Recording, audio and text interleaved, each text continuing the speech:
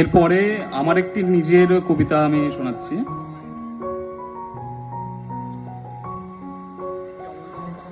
It was almost 10 years ago when I was in class 12. I wrote my first poem about friendship.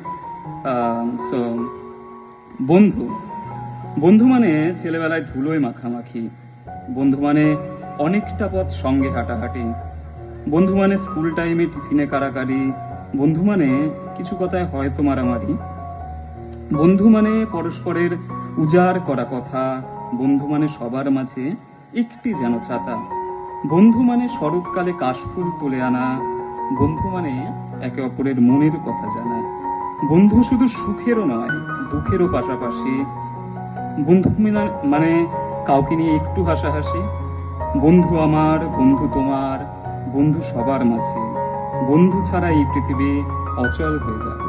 Thank you.